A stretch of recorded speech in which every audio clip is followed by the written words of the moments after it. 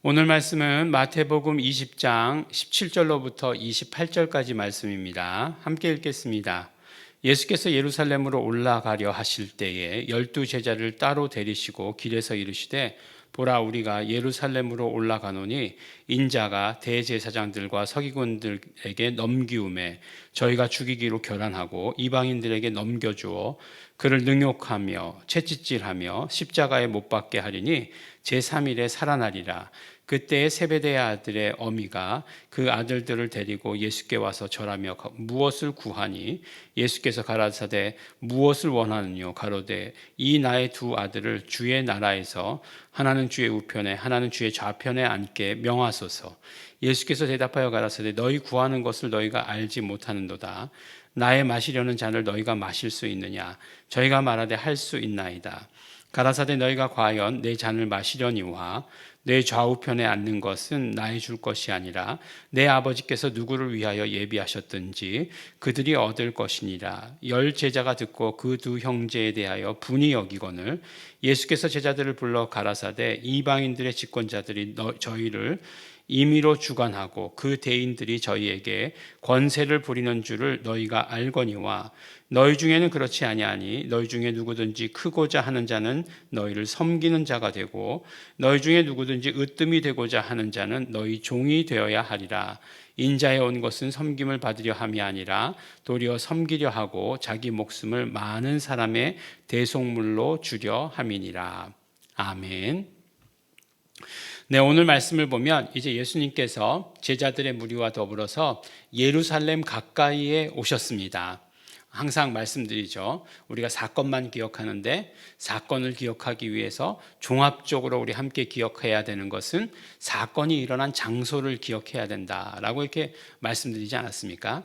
만약에 예루살렘이다라고 이렇게 생각했으면 예루살렘에서는 절기들이 이루어지는 곳이고 그 다음에 이제 마지막 6월절이라고 한다면 예수님의 십자가 사건이 있는 그런 곳이기 때문에 예루살렘에 이르지 못했다라고 하면 아직 십자가 사건은 아니다라고 하는 사실을 우리가 알 수 있는 거죠. 그래서 이제 그 전에 미리 십자가 사건에 대한 이야기를 하시죠. 예수님의 이 순환고지라고 하는 것, 순환을 예고하시는 이 장면이 3번이 나오죠. 3번을 연속해서 말씀을 하시죠. 그러니까 이번이 아마 3번째가 될 거예요. 첫 번째 말씀하실 때는 언제 말씀하시는 거죠? 공관복음서에서 공히 언제라고 말씀하시냐면 그 베드로의 신앙 고백 이후에 바로 신앙 고백을 들으시자 예수님께서 죽으시고 부활하실 것이다, 고난 받으실 것이다 라고 하는 말씀을 하십니다. 보니까 예수님께서 다 알고 계시는 거죠.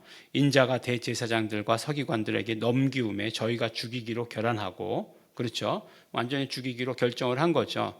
이방인들에게 넘겨주어서 그를 능욕하며 채찍질하며 십자가에 못 박게 하리니 라고 이렇게 되어 있습니다. 예수님의 그 십자가형은 어떤 법에 의해서 죽으신 거죠? 유대법인가요? 아니죠. 로마법이죠.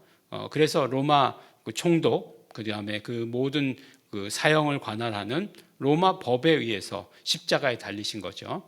그래서 로마 병정들에 의해서 능욕받으시고, 그 다음에 채찍질 당하시고 십자가의 죽음을 당하셨던 거죠. 이방인들에게 의해서. 로마법으로 죽으신 거예요. 십자가형은 로마법이에요.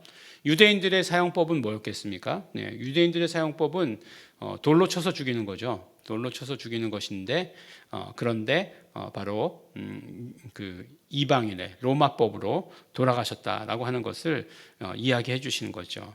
그런데 이제 너무나 재미있게도 마태복음이 그 다음 사건을 뭐를 기록했냐면 이제 세베대의 아들들의 어머니에 대해서 이렇게 이야기하고 있습니다. 세베대의 아들들의 어머니. 항상 이렇게 성경은 남성 중심적인 것 같아요. 그래서 시몬, 바요나 시모나라고 얘기하죠. 바돌로메라고 이렇게 얘기하지 않습니까? 우리가 그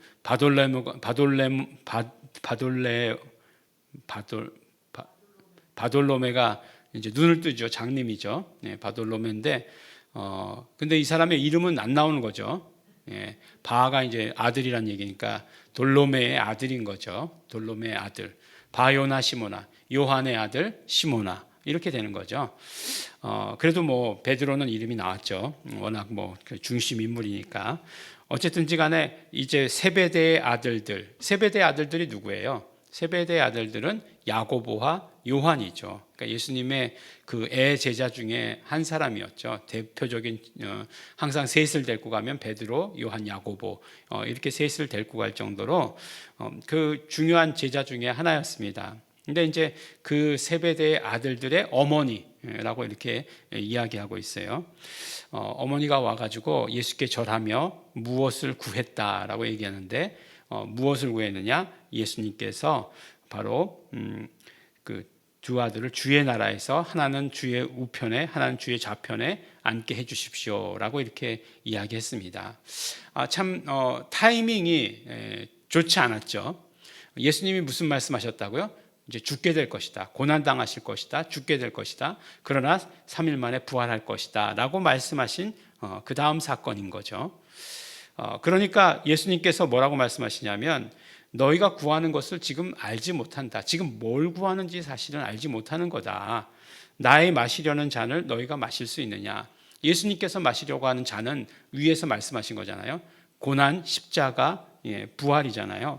그것을 너희가 마실 수 있느냐.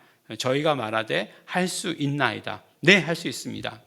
무슨 뜻인지도 모르고 할 수 있다고 얘기한 거겠죠. 당연히 예수님의 죽으심과 십자가를 어떻게 안다면 한다고 말했겠습니까? 그랬더니 뭐라고 말씀하시냐면 과연 내 잔을 마시려니와 내 좌우편에 앉는 것은 나의 줄 것이 아니니라 라고 이렇게 말씀을 하십니다.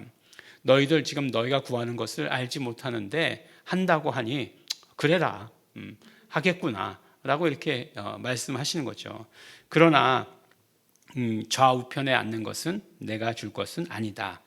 이 모든 상급은 아버지께서 주시는 것이다 라고 이렇게 말씀하시는 거죠. 제자들은 모두 다 순교했죠. 한 사람만 빼고 순교했다고 전해지죠. 요한, 그 바로 지금 이 요한, 문제의 중심 가운데 있는 요한만 빼고 다 순교했다라고 이렇게 얘기합니다.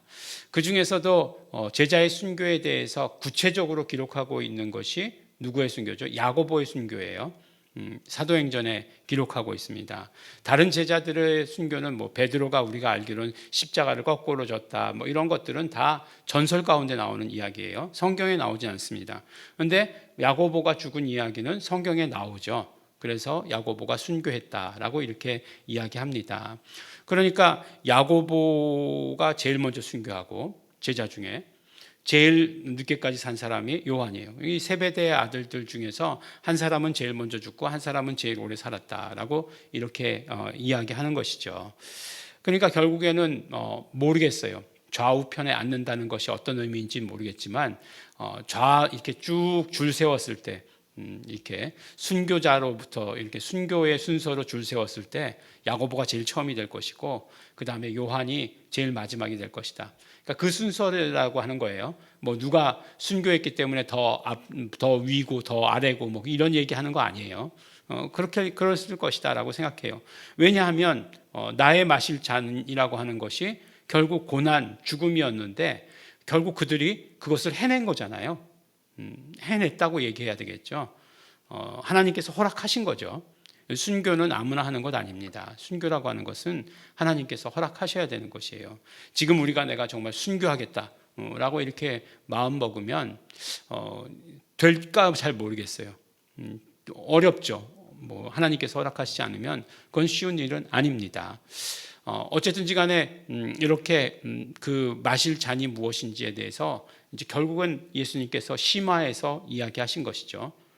고난에 대해서 죽음에 대해서 예고하셨고 그것을 또 결국에는 이 세베대의 와이프죠. 그 요한과 야고보의 어머니가 오셔서 그것이 무엇인지에 대해서 심화하셨고 그 다음에 결정적으로 예수님께서 말씀하시죠. 막 열 제자가 이제 이것으로 인해서 이제 분란이 일어났잖아요.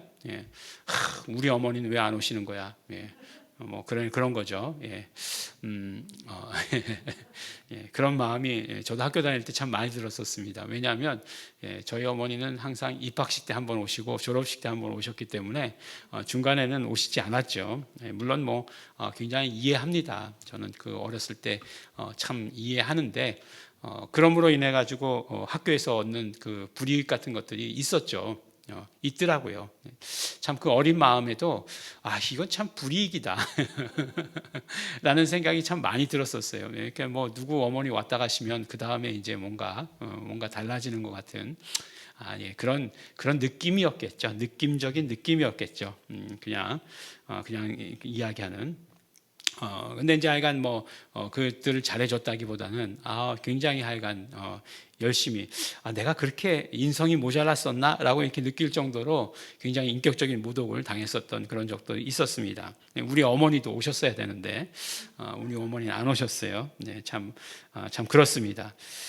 그러니까 어쨌든지간에 예수님께서 말씀하시기를 뭐라고 얘기하냐면은 너희의 섬김이 무엇이고 나의 섬김이 무엇이다라고 하는 것을 이야기해 주세요. 예수님의 섬김은 무엇이었습니까? 예수님은 섬기러 이 땅에 오셨다는 것이에요.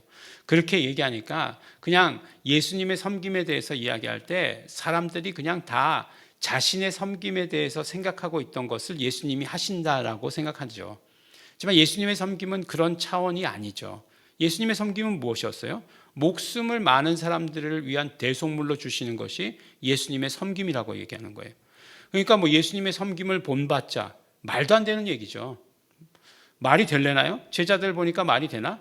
예. 제자들 다 순교했으니까 이건 말이 되는 건가요? 우리도 그럼 다 순교하자. 그게 예수님의 섬김을 본받자 이건가요? 예. 그렇게 할 수 없는 거잖아요. 근데 예수님의 섬김을 본받자. 뭔가 이렇게 멋있는 것처럼 보이죠. 예수님을 본받자. 예수님의 정신을 본받자. 이런 식으로 이야기하는데 사실 할 수 없는 거를 하자고 얘기하는 것과 마찬가지죠. 예수님의 섬김이라고 하는 것은 모든 사람들 자기 목숨을 많은 사람의 대속물로 주는 것이다 라고 이렇게 얘기하는 거예요. 대속물이라고 하는 것은 어떤 것이죠? 루트론이라고 이렇게 이야기하는 것인데 루트론이라고 하는 것은 결국 무엇이냐 하면은 값을 치르신다라고 하는 것이에요. 피로써 값을 치르신다. 그러니까 우리의 모든 죄에 대해서 피로써 값을 치르시는 것. 그것이 예수님께서 이 땅에 오신 목적이라고 얘기하고 있고 예수님의 이 사역을 예수님께서는 섬김이다라고 이렇게 얘기하고 있잖아요. 근데 사실 섬김이라고 하는 것들을 서비스라고 얘기하는데 서비스는 사역이잖아요, 사실은. 예. 이제 그 미군들을 이렇게 지나가면 사람들이 그렇게 이야기하죠. Thank you for the service 이렇게 얘기하죠. Thank you for the service 이렇게 얘기해요. 네. 우리 아들들의 친구들이 군대에서 있는데 전화 통화가 된 거죠. 요새는 전화 통화 되니까 그 중에서 이제 미국 국적을 갖고 있었던 한 친구가 이제 군대에 있는 친구에게 전화를 받으면서 Thank you for the service 딱 이렇게 얘기했다는 거잖아요. 네. 그렇게 얘기해요. 그러니까 당신의 봉사에 대해서 감사한다. 그렇게 해석할 수 없죠. 서비스라는 게 서비스가 봉사는 아니죠. 어떤 면으로 이야기하면 사명이고 사역이죠. 그런 것이에요. 그러니까 예수님의 섬김이라고 하는 것은 예수님의 사역을 말하는 거예요. 그러니까 예수님의 사역은 어떤 것이었냐면 바로 이 값을 치르는 것이 예수님의 사역이었어요. 예수님께서 이 땅에 육신의 몸을 입고 오신 목적이 그거예요. 값을 치르시기 위해서. 그래서 십자가에서 피 흘리시고 그 고난을 당하신 것이다. 이렇게 말씀하시는 것입니다. 그러면 우리의 사역은 우리의 섬김, 우리의 사역이라고 하는 것은 무엇이 되어야 되겠는가? 그렇죠. 우리의 사역은 예수 피 공로 의지하는 게 우리의 사역이에요. 우리의 섬김이에요. 우리의 사역은 그것이지 우리의 사역이 예수님처럼 피 흘리는 것은 결코 아니라고 하는 것이에요. 우리는 누구를 위해서 피 흘릴 수 있는 그런 존재가 아니기 때문에 그렇습니다. 그래서 예수님의 피를 의지해서 우리의 죄를 용서받는 것이 우리의 섬김이고 결과적으로 많은 사람들이 그렇게 용서받게 하는 게 우리의 섬김이에요. 예수님의 피의 공로를 의지할 수 있게 하는 게 우리의 섬김이다라고 하는 것입니다. 그러니까 정말 계속해서 이 이야기가 정말 너무나 생뚱맞게 다른 이야기다라고 이렇게 생각할 수도 있겠지만, 다른 이야기가 이렇게 연결된다라고 얘기할 수도 있겠지만, 자세히 보면 이야기를 계속해서 심화해 가고 있는 것을 우리가 보게 됩니다. 결국 예수님의 섬김, 예수님의 사역이 무엇인지에 대해서 말씀해 주시는 것이고, 예수님의 사역을 말씀하시면서 우리의 사역은 어떻게 돼야 되느냐 말씀해 주신 것이죠. 너희의 사역은 예수 피의 공로를 의지하는 것이 너희의 사역이다. 그것을 그렇게 하도록, 많은 사람이 그렇게 하도록 하는 게 너희의 사역이다라고 이렇게 말씀하십니다. 오늘도 우리 온전히 섬기는 자가 되기를 원합니다. 예수님의 섬김을 우리가 따라가는 것 아닙니다. 예수님의 섬김을 의지하는 것입니다. 예수님의 사역의 결과를 우리는 의지하면서 사는 것입니다. 그 공로를 의지하면서 사는 것이 우리의 삶입니다. 예수님의 공로가 무엇인지 오늘 심화해서 점점 더 이렇게 포커스를 맞추시면서 말씀해 주시고 계십니다. 예수님의 사역의 그 공로를 우리 기억하시면서 예수님께서 피 흘리시기 위해서, 우리의 죄의 값을 대신 치르시기 위해서, 그 아들의 피로만 그 치를 수밖에 없었던 그 죄의 값을 치르시기 위해서 이 땅에 오셨다는 사실을 우리가 기억하면서 우리 모든 것들 이루어 가시는 성도 여러분 되시기를 예수 이름으로 축원합니다. 기도하겠습니다. 하나님 아버지, 감사합니다.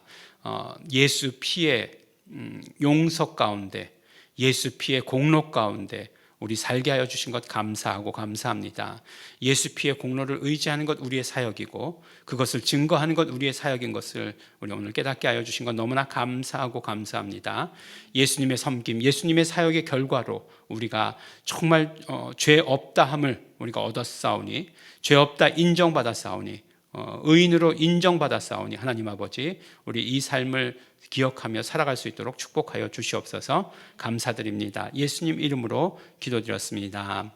아멘. 그러므로 우리 이 시간에 기도하실 때에 정말 예수님의 공로, 예수님의 그 피의 공로, 예수님의 고난의 그 공로, 예수님의 부활의 공로, 그 공로를 의지하며 살게 하여 주시옵소서. 성령님 의지합니다. 성령님 함께하여 주시옵소서. 우리 다 같이 통성으로 기도하시겠습니다.